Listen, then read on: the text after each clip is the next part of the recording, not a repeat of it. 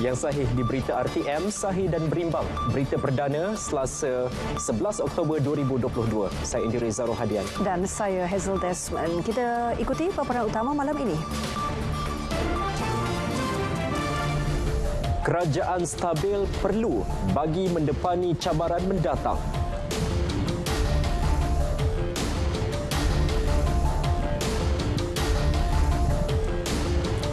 SPR bermesyuarat 20 Oktober.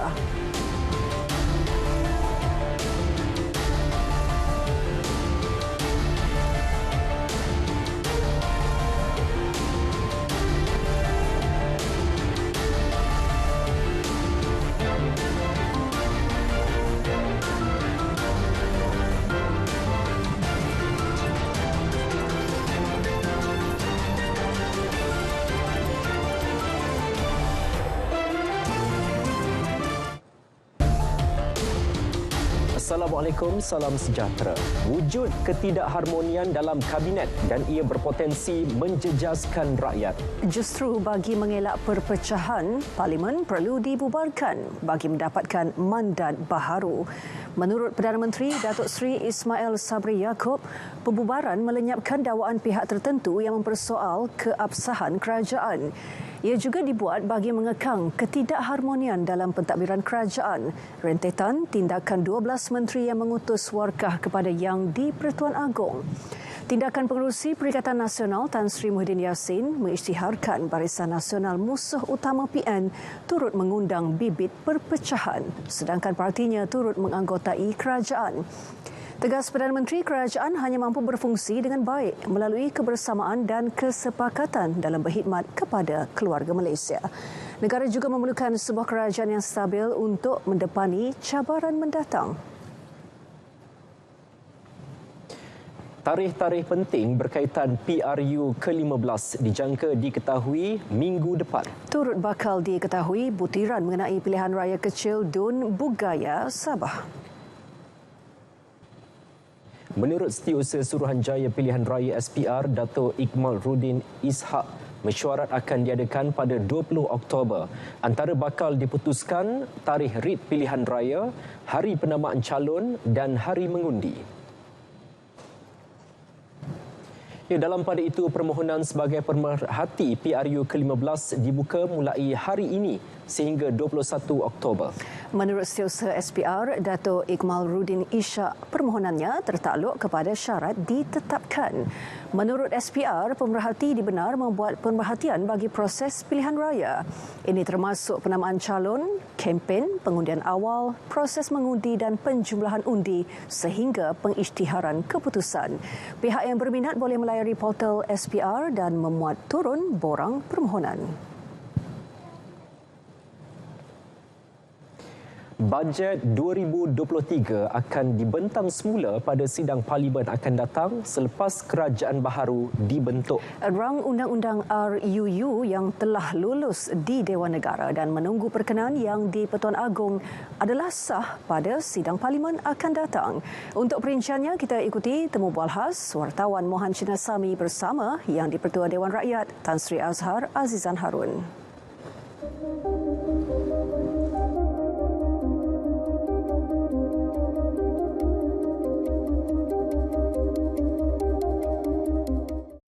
Susulan selepas pembubaran, perkara yang hangat dibincangkan oleh rakyat adalah berkenaan dengan keabsahan bajet 2023. Jadi mungkin Tan Sri boleh menjelaskan kepada rakyat apakah bajet 2023 ini terbatal atau boleh dibawa pada sidang akan datang?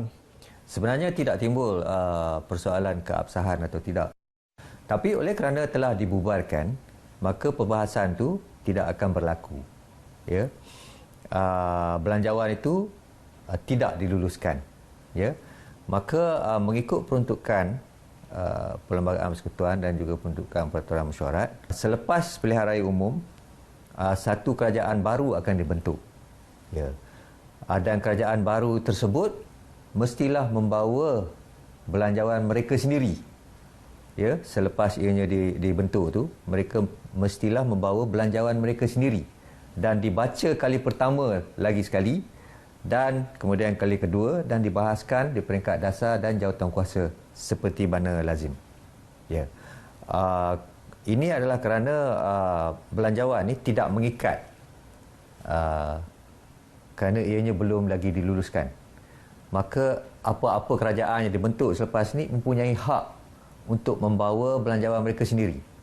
Sekiranya mereka ingin meneruskan belanjawan ini pun, itu pun okey. Baik Tan Sri, bagaimana pula dengan rang undang-undang lain yang telah pun diluluskan pada persidangan kali ini? Sekiranya katakan wujudnya kerajaan baru, apakah rang undang-undang tersebut absah, masih boleh digunakan pakai atau boleh dimansuhkan oleh kerajaan baru tersebut? Ini kita kena rujuk kepada Perlembagaan Persekutuan sebenarnya. Perlembagaan Persekutuan memperuntukkan sekiranya Parlimen dibubar, cuma rang undang-undang yang menunggu perkenan diraja sahaja yang akan sah pada Parlimen akan datang. Jadi maksudnya sekiranya satu rang undang-undang itu diluluskan di Dewan Rakyat dan kemudiannya diluluskan oleh Dewan Negara dan kemudiannya dipersembahkan kepada Duli Yang Mulia Yang Pertua Agong untuk perkenan diraja, kemudian Parlimen berubah, maka rang undang-undang itu boleh diteruskan dan diperkenankan oleh Duli Yang Mulia Yang Pertua Agong. Tetapi sekiranya rang undang-undang itu hanya diluluskan di Dewan Rakyat, maka ianya tidak mempunyai apa-apa kesan. Baik, terima kasih Tan Sri.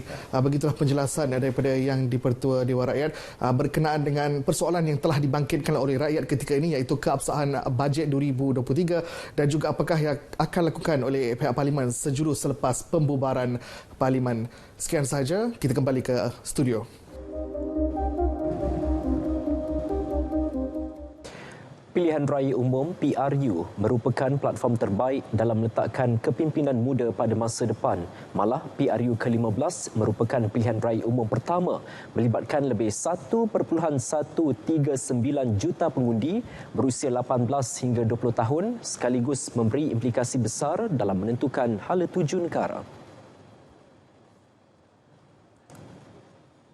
Kita perlu lebih memecahkan lebih tembok itu dulu supaya orang boleh merasakan bahawa politik ni sebenarnya sebahagian daripada keperluan hidup mereka. Jadi itu sebenarnya naratif kenapa undi 18 diperkenalkan. Bermakna dekat sini kita perlu lihat bahawa suara belia perlu diangkat. Mungkin suara anak muda dulu mungkin senarai 29 daripada 30 senarai yang perlu didengari oleh pemimpin masyarakat atau pemimpin parti politik ketika itu. Tetapi sekarang dengan adanya undi 18 sudah pastinya suara belia diangkat tertinggi. Mungkin top 5 mungkin perkara pariti yang perlu dilaksanakan oleh mana-mana parti politik yang ingin menjadi kerajaan dan juga mungkin parti pemerintah nanti perlu untuk meneruskan delegasi untuk mendengar sendiri suara belia kerana suara belia sebenarnya adalah satu ketumbukan besar di dalam proses demokrasi negara.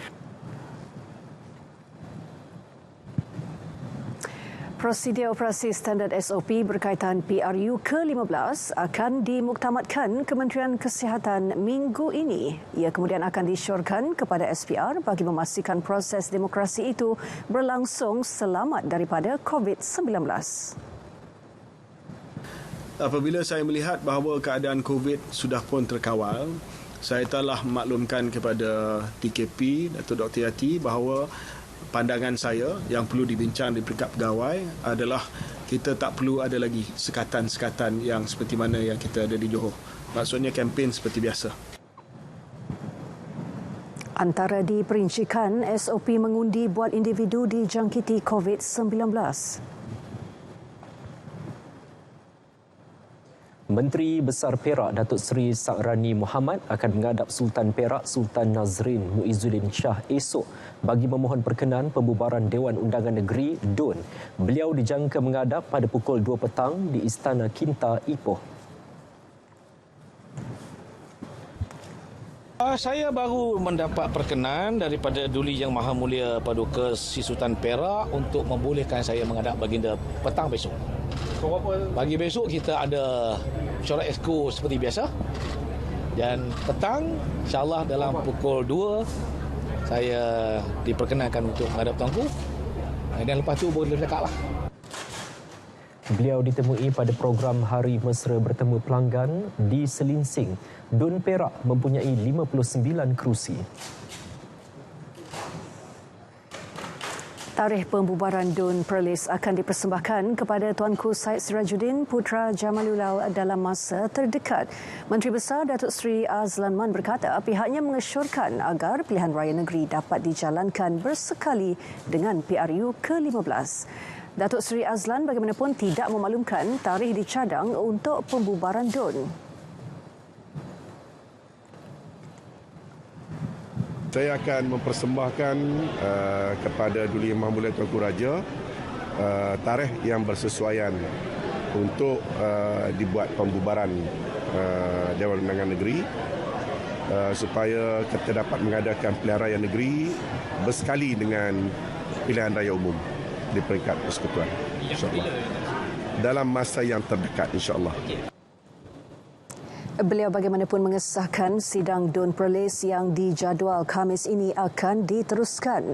Menurutnya ia penting bagi membahaskan pindaan Undang-Undang Tubuh Negeri Perlis iaitu enakmen anti lompat parti agar bersesuaian dengan pindaan Perlembagaan Persekutuan.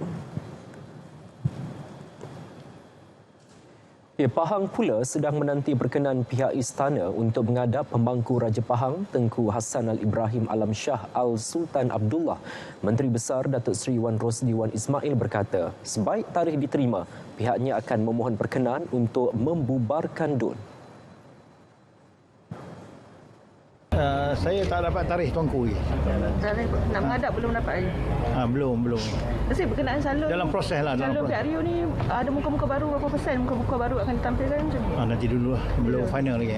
Tak boleh. Saya belum dapat berkenaan menghadap lagi. Mana boleh saya melalui kampung. DUN Pahang mempunyai 42 kerusi. Pada PRU ke-14, BN menang 25 kerusi, PH 9 dan PAS 8. Keputusan pembubaran Parlimen yang diumumkan Perdana Menteri pastinya sudah mengambil kira pelbagai aspek termasuk risiko banjir di beberapa negeri. Justru Ketua Menteri Melaka, Datuk Seri Sulaiman Mat Ali berkata, rakyat perlu menggunakan mandat yang diberi sekaligus dapat membentuk kerajaan yang lebih stabil.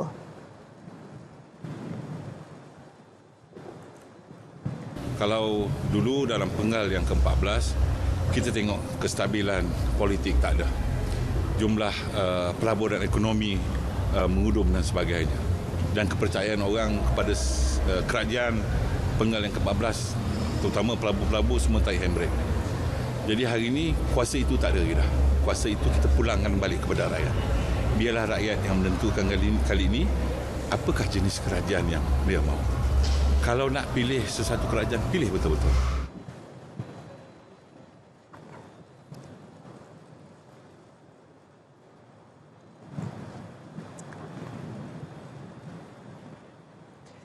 Saudara, sebentar tadi telah masuk waktu solat fardu Isyak bagi wilayah Persekutuan Kuala Lumpur dan kawasan yang sewaktu dengannya.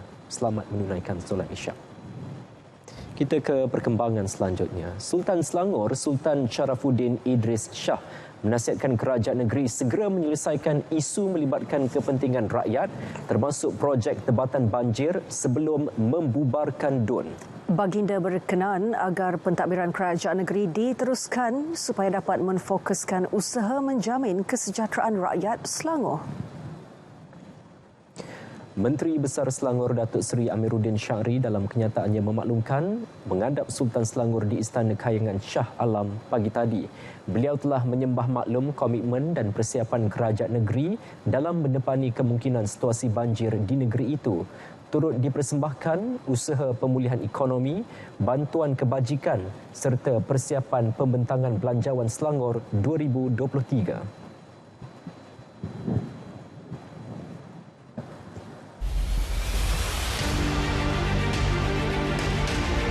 Ketua-ketua kerajaan negeri, kecuali kerajaan negeri Sabah, Sarawak, Melaka dan Johor supaya mengambil tindakan sewajarnya bagi membubarkan Dewan Undangan Negeri masing-masing pada tarikh yang sama dengan pilihan raya umum di peringkat parlimen, meskipun beberapa buah negeri telah memutuskan untuk tidak membubarkan DUN masing-masing. Penetapan tarikh-tarikh hari penamaan calon dan hari mengundi serta urusan-urusan lain yang berkaitan adalah tertakluk kepada keputusan Suruhanjaya Pilihan Raya ataupun SPR. Agenda Nasional Malaysia Sihat ANMS kini menemui anda melalui siri jelajahnya. Saringan kesihatan, pertandingan, aktiviti cabar diri, pencarian bakat, amalan penjagaan kebersihan persekitaran, aktiviti interaktif dan macam-macam lagi. Bersama meriahkan jelajah ANMS di lokasi berhampiran anda. Siren amaran awal banjir ialah sistem pengesan kenaikan aras air secara automatik. Sistem ini dilengkapi dengan pembesar suara akustik, sistem pemantauan bersepadu dan menggunakan sistem solar sepenuhnya. Selain itu, ia juga berupaya memberi arahan daripada Pusat Kawalan Program Ramalan dan Amaran Banjir Negara ke stesen siren dengan kaedah voice activation. Keupayaan bunyi siren ini boleh menjangkaui 1 hingga 2 kilometer bergantung kepada keadaan topografi setempat. Terdapat 2 jenis siren. Pertama, bunyi siren amaran.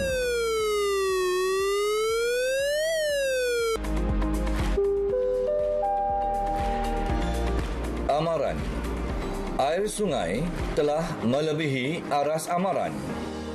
Semboyannya kedengaran apabila air sungai melepasi aras amaran dan penduduk diminta bersiap sedia untuk berpindah. Kedua, bunyi siren bahaya.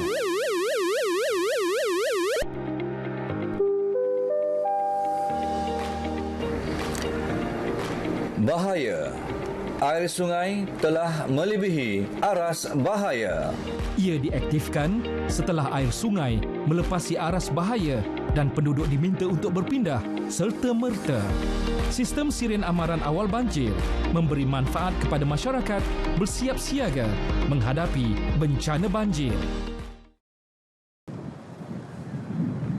Bertemu kembali.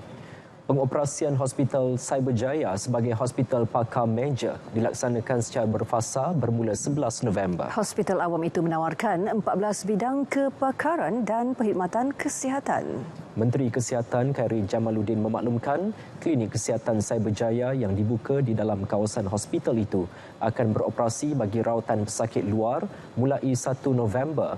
Hospital dan klinik itu mampu menampung keperluan perkhidmatan kesihatan di daerah Sepang dan kawasan sekitar sekaligus mengurangkan kesesakan di klinik kesihatan dengkil. Kementerian Perdagangan Dalam Negeri dan Hal Ehwal Pengguna KPDN HEP Perlis menggerakkan 37 pegawai dan anggota bagi melakukan pemeriksaan ke atas 406 item barangan keperluan harian. Pemantauan secara harian berkenaan dilaksanakan meliputi 45 premis terpilih seluruh negeri itu. Menurut Ketua Pegawai Penguatkuasa KPDN HEP Negeri Muhammad Amir Abdullah, pemeriksaan dilakukan bagi memastikan keberadaan bekalan barangan keperluan harian serta pematuhan harga. Sehingga kini hasil pemeriksaan mingguan yang dilakukan mendapati barangan keperluan pengguna adalah stabil dan mencukupi.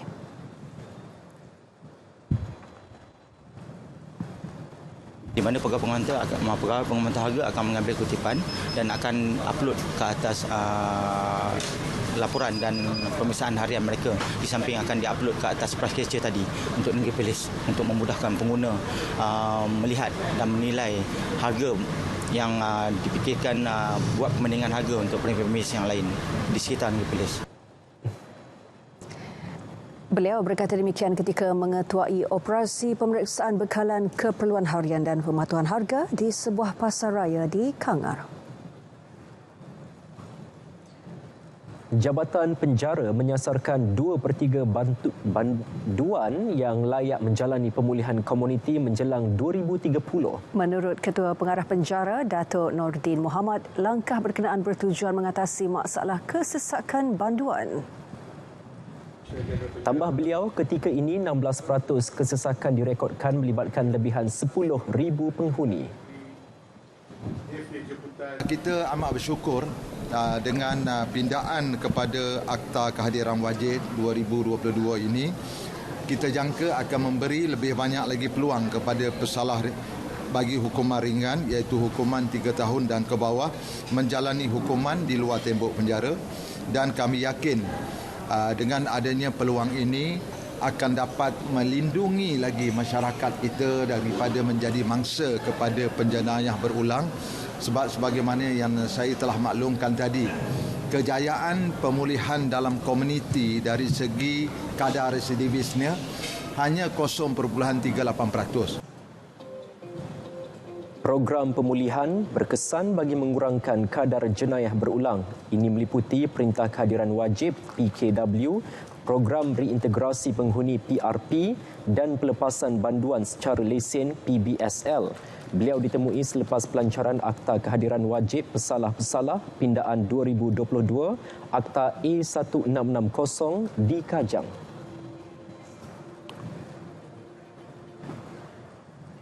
Sepasang suami isteri di Bukit Mertajam, Pulau Pinang dicekup kerana disyaki terbabit aktiviti pengedaran ganja. Siasatan awal mengesyaki suspek menjadikan rumah mereka sebagai gudang menyimpan bahan terlarang itu.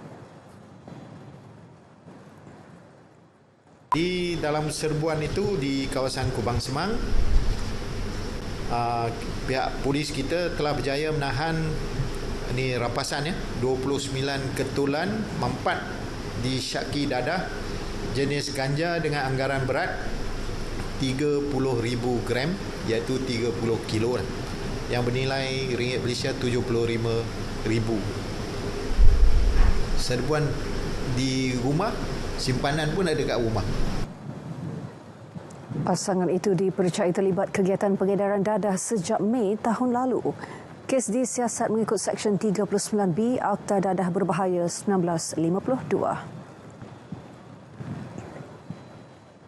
Seorang penyelia tapak binaan didakwa di 2 Mahkamah Magistrate Kajang atas tuduhan menculik dan membunuh teman wanitanya. Dalam kejadian bulan lalu itu, mangsa dilapor ditemukan dalam gaung di Bukit Tekali, Hulu Langat. Pertuduhan dibacakan di hadapan Magistret Muhammad Nur Firdaus Rosli dan Syahrul Sazli Mat Sain. Pengakuan Lai Jailun bagaimanapun tidak direkodkan memandangkan 2 kes tersebut adalah di bawah bidang kuasa Mahkamah Tinggi. Berdasarkan kertas tuduhan, dia didakwa menahan Ho Mei Ling bagi mendapatkan wang tebusan RM40,000. Tertuduh juga dituduh membunuh wanita itu. Kedua-dua mahkamah menetapkan 17 November untuk sebutan semula kes.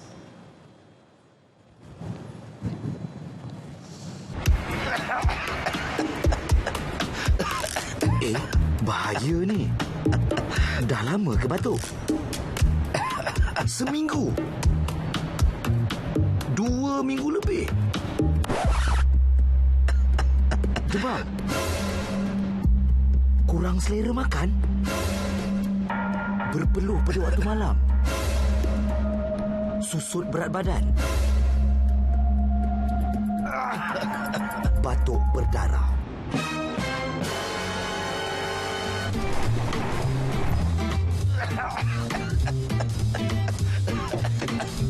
Jika anda mengalami batuk lebih 2 minggu, kurang selera makan, susut berat badan, demam, berpeluh di waktu malam dan batuk berdarah, TB boleh menyebabkan kematian jika tidak dirawat.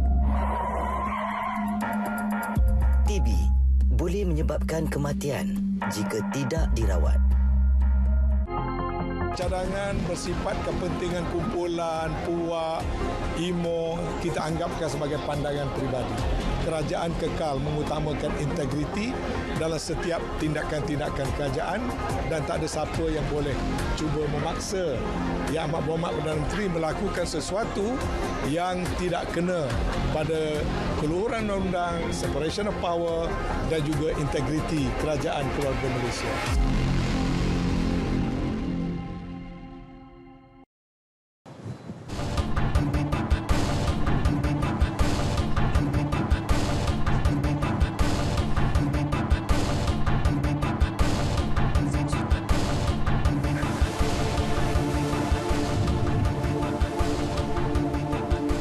Kembali.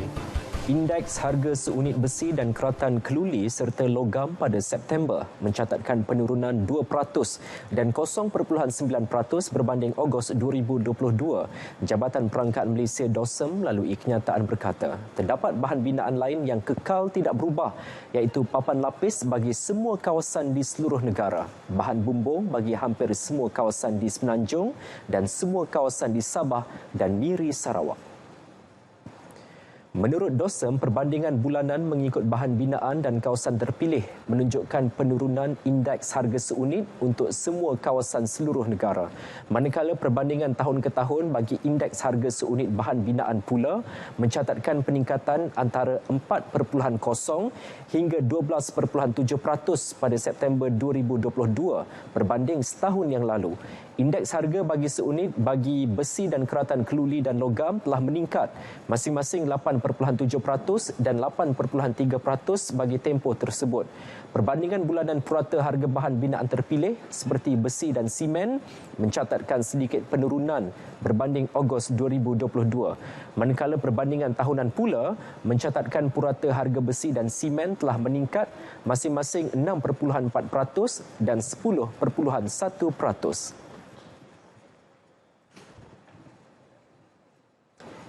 Saudara, penggunaan nombor pengenalan cukai atau TIN yang diwajibkan mulai tahun depan bagi warga negara 18 tahun ke atas bertujuan meningkatkan kecekapan sistem percukaian. Setiausaha Agung Persatuan Akaunten Percukaian Malaysia MATA, Dr. Muhammad Fairuz A. Razak berkata, TIN bukan sesuatu yang baharu kerana telah lama diguna pakai beberapa negara maju. Kalau kita ambil yang paling senang US, UK dah buat dah TIN number ni. Ini memang automatik. Bila orang tu dah lahir saja, dia dah ada number dah. Masa baby tu dia dah ada number, TIN number. So bila dah ada, dia boleh tahu tu orang dekat persepsi kat sini kita ada stigma. Stigma kata kalau dah ada nombor cukai tu, oh nanti aku kena kejar, aku kena bayar cukai. Tak, itu salah tu. Kita kena tukar persepsi tu. Persatuan Industri Semikonduktor Malaysia akan bekerjasama rapat dengan kerajaan bagi memudahkan pemahaman mengenai perjanjian komprehensif dan progresif bagi perkongsian Trans-Pasifik CPTPP. Inisiatif dilaksana memandangkan sektor elektrik dan elektronik menjadi antara penerima manfaat perjanjian. Presidennya Datuk Seri Wong Siu Hai berkata, antara dilaksana penglibatan pihak berkepentingan dan sesi jangkauan dengan syarikat ENE. Ia turut membabitkan penggiat perusahaan kecil dan sederhana ENE.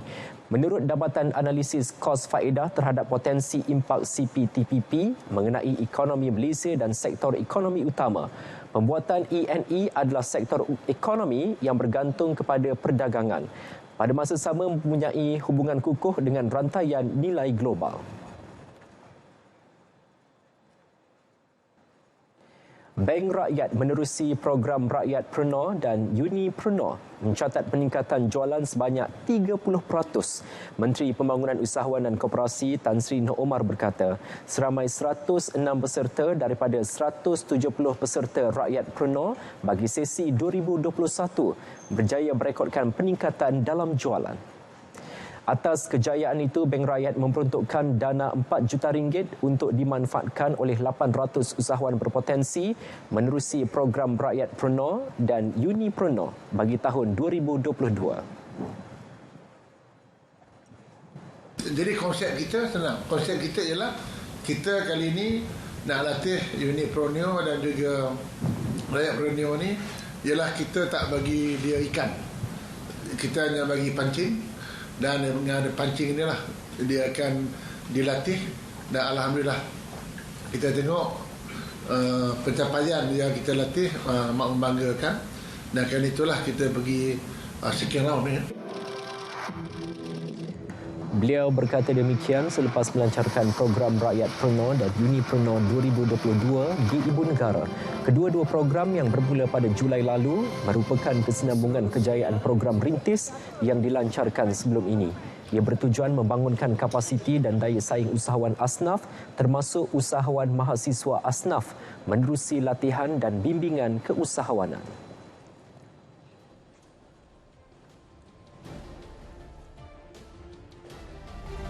Saudara, berita perdana diteruskan dengan edisi sukan malam ini bersama Syahrul Islam. Syahrul, teruskan.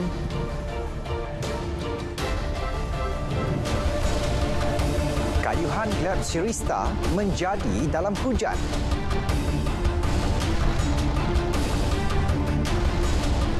Syarat baru kesukan si Kemboja.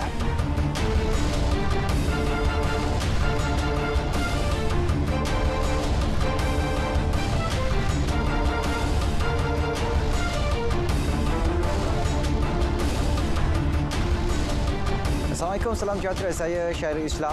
Dalam edisi sukan malam ini kita mulakan dengan kejohanan berbasikal Li Tour di Langkawi. Perlumbaan jelajah paling berprestij di Asia itu bagi edisi 2022 akhirnya membuka tirai dengan peringkat pertama hari ini. Saingan yang bermula dari Kuala Pilah, Negeri Sembilan hingga ke Kuala Lumpur itu menyaksikan pelumba Kazakhstan Team Gleb Sirista muncul juara dengan melintasi garisan penamat di KLCC petang tadi. Laporannya kita bersama Izzuan Saman.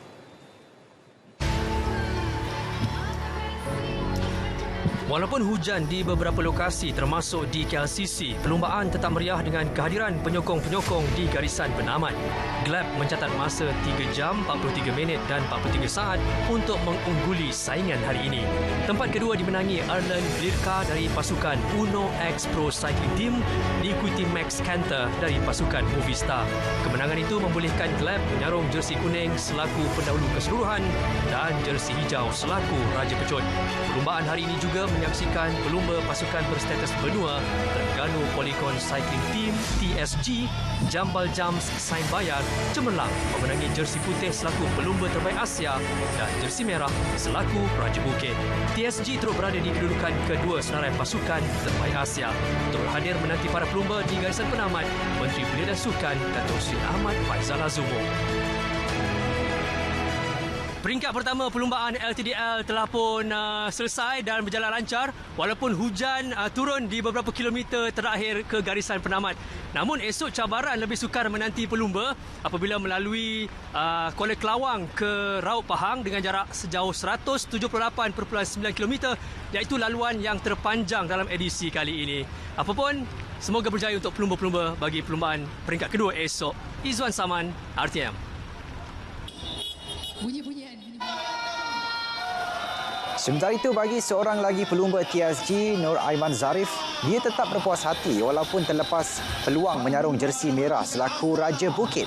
Bagaimanapun, penyandang jersey tersebut pada edisi 2020 itu berjaya mengungguli 2 zon pendakian di Bukit Niku dan Mantin. Tahun ni pun memang nak kekalkan jugalah untuk di sini, tapi yalah, memang dah cuba dah hari ini yang terbaik, jadi memang akan cuba lagi dah, ada hari-hari yang seterusnya. Tamat perlumbaan peringkat pertama, Aiman menghuni kedudukan kedua kategori pendaki terbaik dengan 11 mata, 4 mata di belakang rakan sepasukan Jambal Jam Sain Bayar. Next, tempat yang kedua. Baik, dalam pada itu penganjur LTDL 2022, Human Voyage memaklumkan pihaknya telah mengambil langkah berjaga-jaga sekiranya perlumbaan 8 peringkat itu terpaksa berdepan situasi banjir. Ketua Pegawai Operasinya, Syahaizirin Abdul Hamid berkata pihaknya telah merangka strategi terbaik bagi mengelak masalah itu berlaku sebelum LTDL membuka tirainya dengan peringkat pertama hari ini. Jelas Syahaizirin, antara langkah yang dilakukan ialah menetapkan kebanyakan laluan di setiap peringkat perlumbaan di bahagian kawasan pantai barat dan juga kawasan-kawasan yang tidak dilanda banjir. Pasukan pemantau juga ditubuhkan bagi menyelesaikan masalah dan menukar laluan baharu sekiranya sebarang masalah atau bencana berlaku.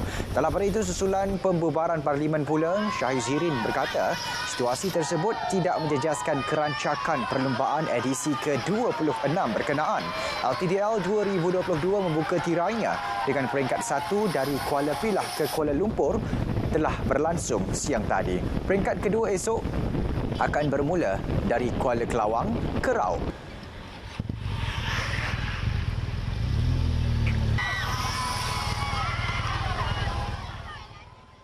Majlis Olimpik Malaysia MOM akan menambah 5 lagi elemen kelayakan atlet bagi memantapkan kontingen negara di Sukan Asia 2023 Kemboja tahun depan.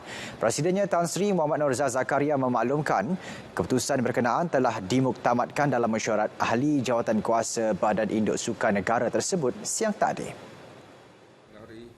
Tan Sri Muhammad Norzal menjelaskan barisan jawatan kuasa MOM juga telah bersetuju untuk mengekalkan kriteria pemilihan atlet sebelum ini yang berpandukan kategori A dan B. Bagi kategori A, atlet-atlet perlu menduduki sekurang-kurangnya tempat ketiga dalam ranking Asia Tenggara.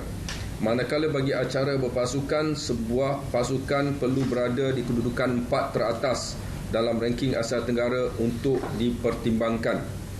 Bagi kategori B, atlet-atlet perlu berada di kedudukan 6 teratas untuk dipertimbangkan.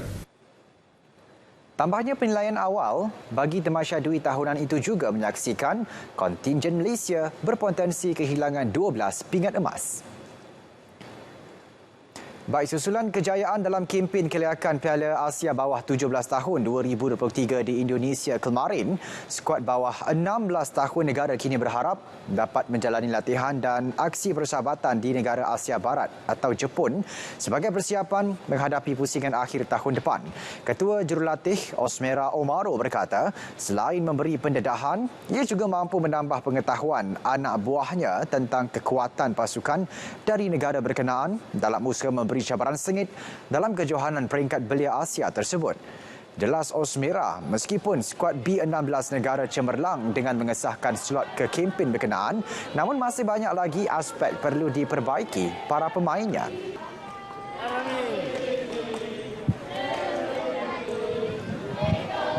Walaupun cemerlang, yang kita nampak sekarang cemerlang, tetapi sebenarnya daripada pada pandangan saya masih banyak lagi aspek kita perlu baiki.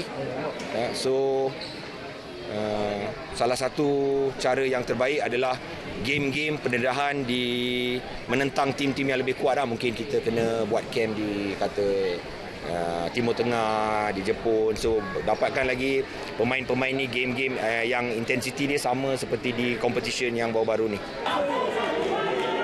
Osmera berkata demikian selepas tiba bersama skuad negara di lapangan terbang antarabangsa Kuala Lumpur malam tadi. Malaysia memulakan kempen kumpulan B dengan menumpaskan Palestin 4-0, diikuti seri 1 sama dengan Guam sebelum mengejutkan pasukan pilihan Emirat Arab Bersatu 3-2. Skuad muda negara kemudian menutup kempen dengan meratah tuan rumah 5-1 sekaligus memenangi slot automatik ke pusingan akhir selaku juara kumpulan. Di pusingan akhir itu nanti, sekiranya Malaysia berjaya muncul 4 pasukan terbaik, mereka bakal mencipta sejarah baharu dengan layak ke Piala Dunia B17 buat julung kalinya. Tim dari Indonesia melihat bagaimana saat ini dan mereka Malaysia bisa mampu mengkonversi. Dalam pada itu, Osmera Omaro turut berharap dapat meneruskan tugasnya sebagai ketua jurulatih skuad B16 negara sehingga ke pusingan akhir Piala Asia B17 2023 tahun depan. Ia penting dalam usaha memastikan skuad muda negara meneruskan kecemerlangan selepas berjaya mencapai sasaran layak ke kempen tersebut di bawah bimbingannya. Jika saya dilantik, kita akan cuba buat terbaik. Tepat sebab kalau kita tengok 16 pasukan yang layak tu, tak ada game yang mudah. Maksudnya semua game yang mencabar dan memerlukan persiapan yang lebih rapi, memerlukan jauh lebih banyak kerja. Dan kalau kita tengok pun masa sekarang dah bulan 10, tournament tu bulan 5, masa tu bukanlah terlalu panjang. Pengendali berusia 43 tahun itu turut meluahkan penghargaannya terhadap Presiden FAM, Datuk Hamidin Mohamad Amin, termasuk MSN, NFDP, AMD, JDT dan juga peminat bola sepak tanah air yang banyak memberi sokongan kepada kejayaan skuad negara. Kita beralih ke perkembangan Liga Super 2022. Ketua Jurulatih Terengganu TFC Nafuzi Zin mengingatkan anak buahnya supaya lebih berwaspada dengan Helah Kuala Lumpur KL City FC pada pertemuan yang akan berlangsung di Ceras malam ini. Menurut Nafuzi Zin, lawan mereka yang juga finalis Piala AFC itu sukar dijangka dan sentiasa melakukan kejutan ketika berdepan mana-mana pasukan.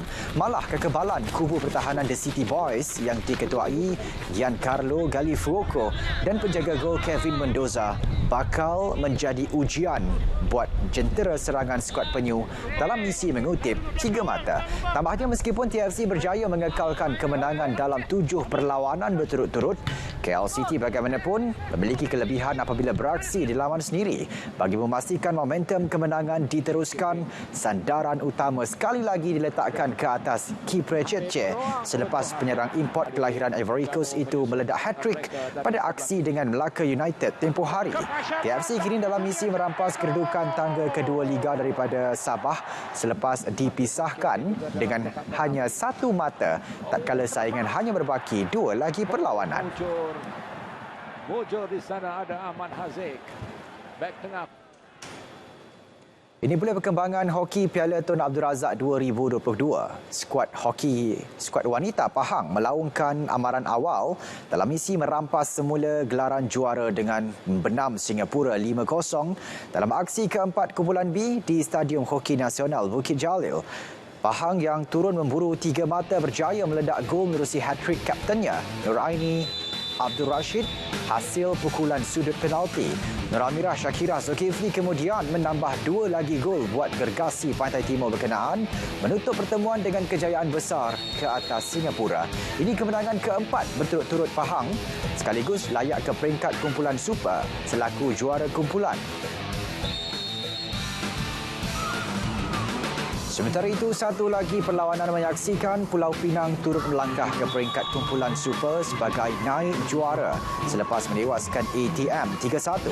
Skuad dari Pulau Mutiara itu bagaimanapun terlebih dahulu dikejutkan dengan jaringan pembukaan ATM oleh Nur Zulaika Yusof. Namun mereka kembali bangkit meledak 3 gol menerusi Nur Hania Najwa Tarmizi, Nur Adlia Dina Jajain Dharma dan Ainur Insyirah Khairul Anwar sekaligus menjamin 3 mata.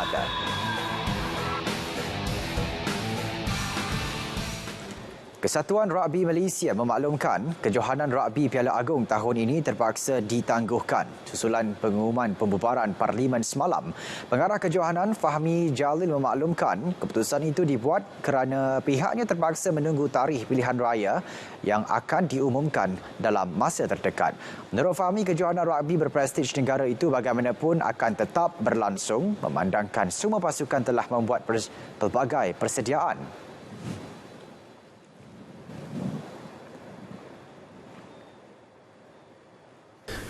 Piala Agong tetap akan dijalankan walaupun ambil kira juga dengan keadaan cuaca yang diramalkan akan berlaku pada hujung tahun ini, tapi kita akan ambil kira secara segi teknikal dan juga pasukan, persiapan pasukan. So kita akan tetap akan jalankan juga Piala Agong untuk tahun 2022 ni. Kejohanan tersebut sepatutnya berlangsung pada 22 Oktober hingga 26 November ini. Dalam perkembangan lain, Fahmi turut memberitahu skuad rugby 7 sepasukan lelaki dan wanita negara bakal menghadapi 3 siri perlawanan di Thailand, Korea Selatan dan Dubai bermula minggu hadapan. Ia bagi memenuhi syarat Majlis Sukan Negara MSN untuk layak ke Sukan Asia 2022 di Hangzhou, China dengan sekurang-kurangnya menduduki ranking ke-6 Asia. Baik, ini perkembangan sukan luar negara. Menjelang aksi Liga Juara-Juara Eropah awal pagi esok, Manchester City sekali lagi mengharapkan sentuhan berbisa penyerangnya Erling Haaland untuk merobek gawang FC Copenhagen pada aksi kumpulan G sekaligus mengesahkan kemaraan ke peringkat kalah mati. Haaland ketika ini membuktikan kehebatannya sebagai antara penyerang terbaik dunia selepas cemerlang dalam penampilan sulungnya bersama City di England. Bintang Norway itu telah meledak 15 gol termasuk 3 hat-trick dalam Liga Perdana England selain menyumbang 5 gol lagi dalam 12 penampilan kempen Eropah. Skuad kendalian Pep Guardiola itu juga berpeluang menjamin tempat kesaingan kalah mati jika menang ke atas Copenhagen esok. Mereka sebelum ini menang 5-0 pada pertemuan pusingan pertama minggu lalu dengan Haaland menjaringkan 2 gol.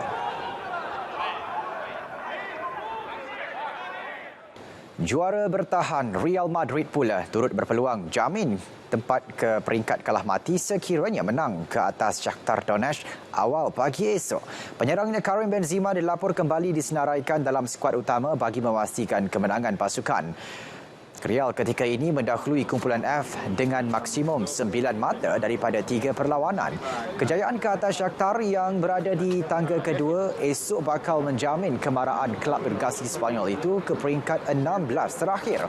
Benzema sebelum ini direhatkan ketika kemenangan ke atas Getafe dalam aksi La Liga Ahad lalu dan pengendalinya Carlo Ancelotti sudah sedia untuk menurunkan penyerang Perancis tersebut. Namun pemain sensasi Brazil Vinicius Junior pula mungkin akan direhatkan selepas kerap diturunkan dalam setiap perlawanan musim ini. Pada pertemuan pertama minggu lalu, Real menang 2-1 di Madrid.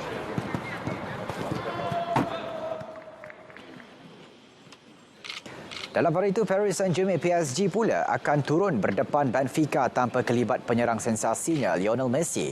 Bintang Argentina itu masih belum pulih daripada kecederaan betis dan terlepas aksi ketika PSG diikat tanpa jaringan dengan Stade de Reims dalam aksi Ligue 1 minggu lalu. Meski Messi bagaimanapun dijangka pulih dan beraksi dalam pertemuan menentang pasukan tangga ketiga Olympique de Marseille hujung minggu ini.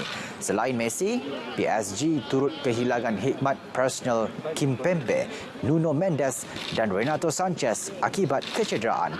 Juara Liga Perancis itu ketika ini mendahului kumpulan H dengan terikat 7 mata bersama Benfica, manakala Juventus pula 4 mata di tempat ketiga.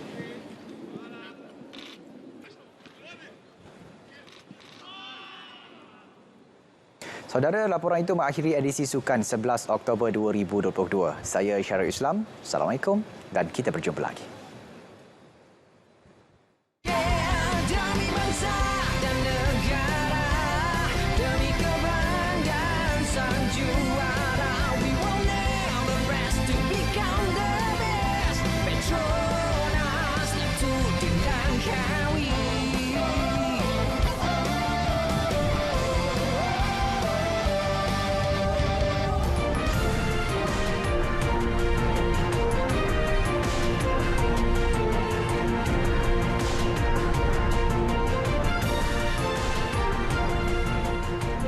Pemilikan senjata api di Thailand diperketat. Juga Jepun membuka semula pintu sempadannya untuk pelancong asing bermula hari ini. Kita saksikan rangkuman perkembangan berita luar negara.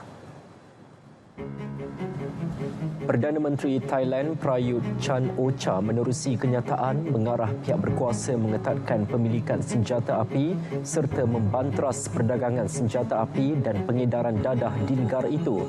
Arahan dikeluarkan susulan insiden amuk dan pembunuhan oleh seorang bekas anggota polis di Pusat Penjagaan Kanak-kanak di Utai Sawan minggu lepas.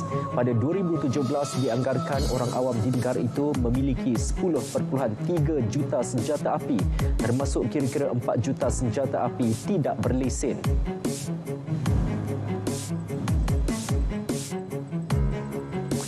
Setelah 2 tahun setengah, akhirnya negara matahari terbit membuka semula pintu sempadannya untuk pelancong asing hari ini.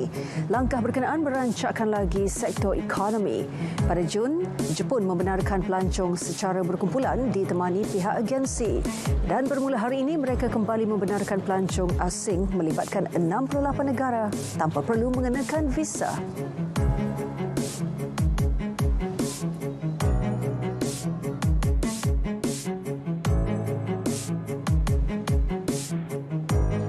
Perkembangan tragedi tanah runtuh di Venezuela. Penduduk di kawasan terjejas bertungkus lumus membantu pihak berkuasa membersihkan lumpur dan serpihan runtuhan susulan berpuluh lagi dilaporkan hilang.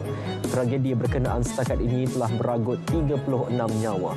Pakar menyebut tragedi berpunca daripada La Nina selain kesan taufan Julia yang turut meragut 26 nyawa di Amerika Tengah.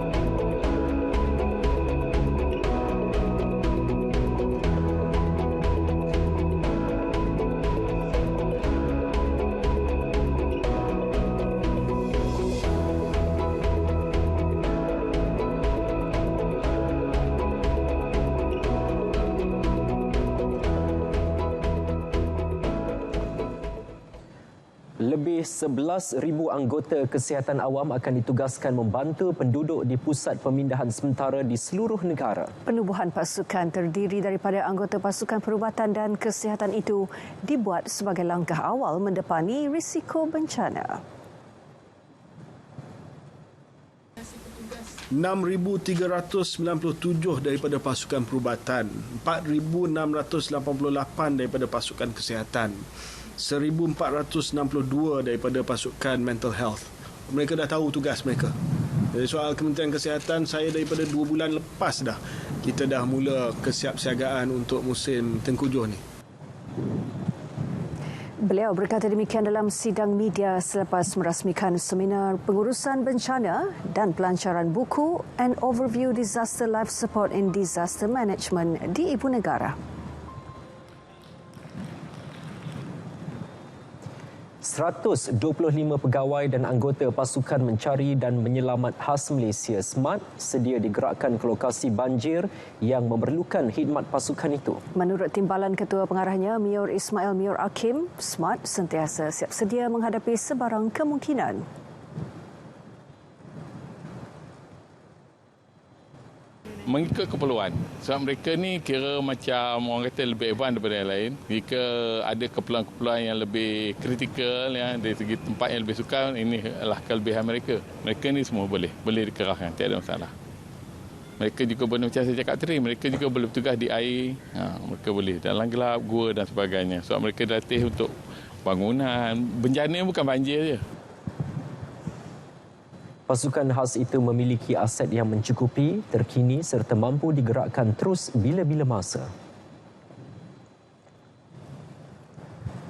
Usaha memperkasa industri benih tanaman negara terus menjadi keutamaan Kementerian Pertanian dan Industri Makanan MAFI bagi menggalakkan penghasilan benih yang berkualiti. Ketua Setiausaha MAFI, Datuk Haslina Abdul Hamid berkata pihaknya sentiasa menyokong penuh usaha tersebut menerusi penganjuran pelbagai program dan inisiatif yang dapat memberi manfaat secara langsung kepada sektor agro makanan negara.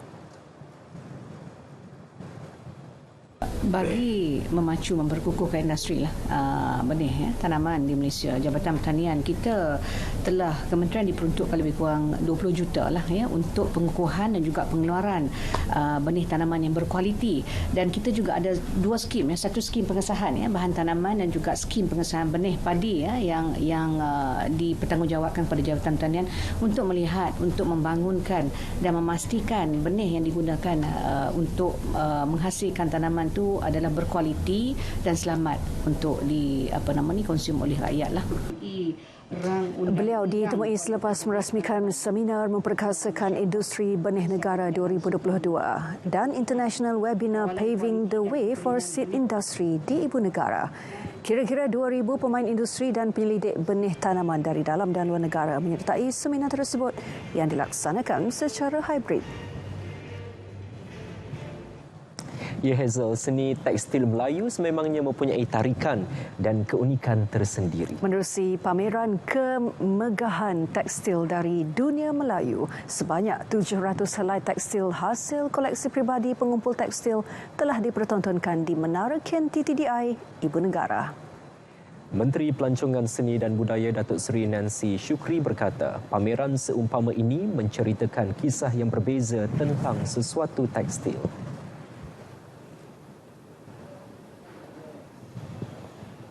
Saya mengharapkanlah lebih ramai orang Malaysia akan datang untuk melawat ke sini kerana ia mempunyai cerita yang begitu menarik mengenai heritage dan juga tekstil kita, terutama sekali dari golongan Melayu. Bagaimana asal tekstil itu yang ada di Malaysia ini. Tekstil berkenaan hasil koleksi John Ang yang telah mengumpul tekstil dunia Melayu sejak 2014 dan mempunyai lebih 5,000 helai dalam koleksinya.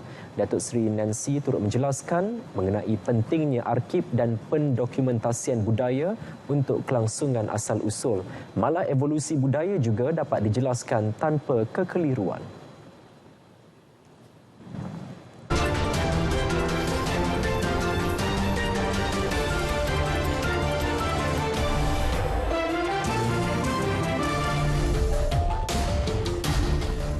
Saudara, menerbangkan pesawat adalah satu kelaziman, namun membentuk laluan yang kelihatan seperti sebuah potret adalah luar biasa. Wow, juruterbang wanita ini pastinya membuat kelainan, tapi ini demi mengumpul dana bagi sebuah badan amal. Kita saksikan dalam hashtag.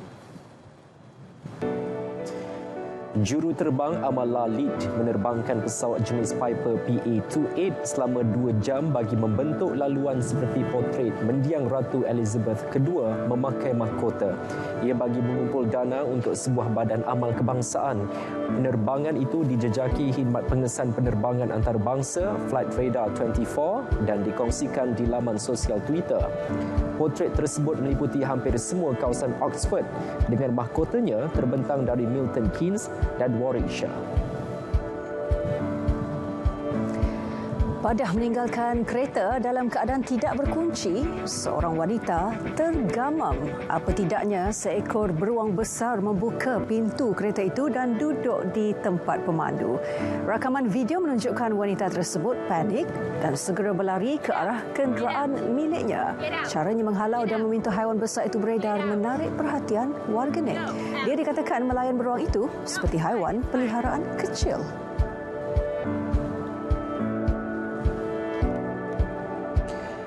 Atlet angkat berat Britain Karen Jade Corbins memecah rekod dunia apabila melakukan senaman squat angkat berat terbanyak dalam masa 1 minit. Karen Jade berjaya melakukan aksi itu sebanyak 42 kali dalam 60 saat. Dia merupakan atlet angkat berat wanita Sikh pertama mewakili Britain dalam sukan Commonwealth. Karen Jade pernah dinobatkan sebagai juara remaja bawah 63 kg wanita Commonwealth di St. John's, Canada pada 2019.